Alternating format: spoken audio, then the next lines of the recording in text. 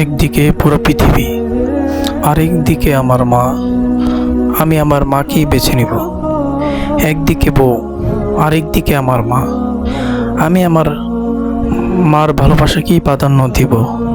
পৃথিবীর সকল মানুষ যদি তোমাকে ভালো মনে করে, কিন্তু তোমার মা তোমাকে ভালো মনে করে না, খোদার কসম তুমি খারাপ মানুষ, তুমি ব্যর্থ মানুষ। গোটা পৃথিবী যদিও তোমাকে ভালো না বাসে, কিন্তু তোমার মা তোমাকে ভালোবাসে, তাহলে তুমি সফল, তুমি কামিয়াব। মায়ের ভালোবাসাকে যদি এক পাল্লায় রাখা হয় আর দুনিয়ার সকল ভালোবাসাকে যদি আরেক পাল্লায় রাখা হয়, তাহলে নিঃসন্দেহে মায়ের ভালোবাসায় ভারী হবে। হে যুবক, তুমি এমন মাকে কষ্ট দিও না। বইয়ের ভালোবাসায় পাগল হয়ে মাকে অবহেলা করিও না। যে মা তোমাকে 10 মাস 10 দিন গর্ভে ধারণ করিয়াছে, যে তোমাকে ছোট হতে বড় করেছে মায়া মমতা দিয়ে, সে মাকে কিভাবে এক অচেনা নারীর কথায় ভালোবাসায় এই মাকে বৃদ্ধাশ্রমে পাঠিয়ে দাও? লজ্জা হয় না তোমার? আমি তোমাকে স্মরণ করিয়ে দিতে চাই মহান রব্বুল আলামিনের বাণী। আল্লাহ তাআলা বলেছেন, وَإِنْ جَاهَدَاكَ عَلَىٰ أَنْ تُشْرِكَ بِي مَا لَيْسَ لَكَ بِهِ عِلْمٌ فَلَا تُطِعْهُمَا وَصَاحِبْهُمَا فِي الدُّنْيَا مَعْرُوفًا। ভাবার্থ, যদি পিতামাতা তোমাকে আমার সাথে শিরিক করার প্রতি বাধ্য করে, তাহলেও তুমি তোমার মাকে কষ্ট দিও না। হ্যাঁ, তুমি তাদের এই শিরিকের ব্যাপারে তাদেরকে মান্য করো না, কিন্তু তুমি তাদের সাথে দুনিয়াতে ভালো ব্যবহার করো। অপর এক আয়াতে আল্লাহ তাআলা বলেছেন, ইম্মা ইয়াবলুগান্না ইনদাকাল কিবার আহাদুহুমা আও কিলাহুমা ফালা তাকুল লাহুমা উফিন ওয়ালা তানহারহুমা ওয়া কুল লাহুমা কাওলান কারীমা। ভাবার্থ, পিতামাতা উভয় অথবা একজন যখন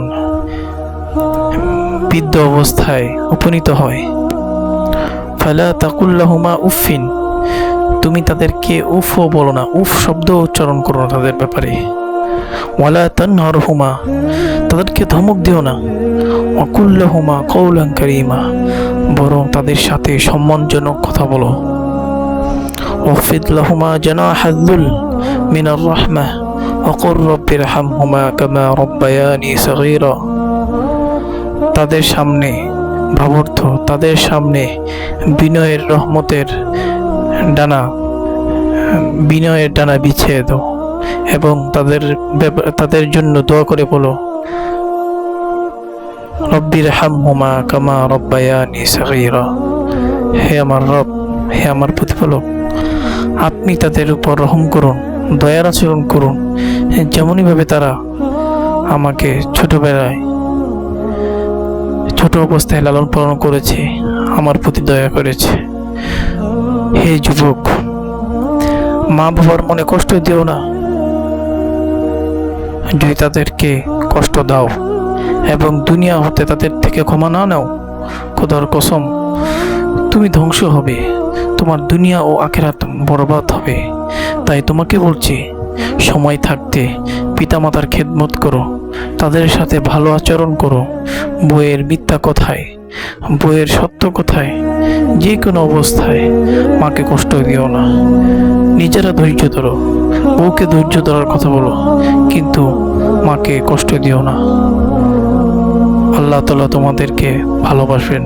হাদিস শরীফে আছে, রিদার রব্বি ফি রিদাল ওয়ালিদাইন, যে ভাবার্থ এরকম যে প্রতিপালকের সন্তুষ্টি পিতামাতার সন্তুষ্টির ভিতরেই নিহিত, এবং প্রতিপালকের অসন্তুষ্টি পিতামাতার অসন্তুষ্টির ভিতরেই নিহিত।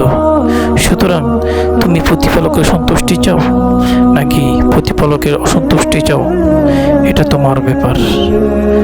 আল্লাহ তাআলা এই কথাগুলির উপর সর্বপ্রথম আমাকে এবং তোমাদেরকে আমল করার তৌফিক দান করুন। পিতামাতার খেদমত যেন আজীবন করে যেতে পারি তাদের জীবদ্দশায়। এই তৌফিক, এই খেদমতের সৌভাগ্য আল্লাহ তাআলা আমাকে এবং তোমাদের সকলকে যেন তৌফিক দান করে।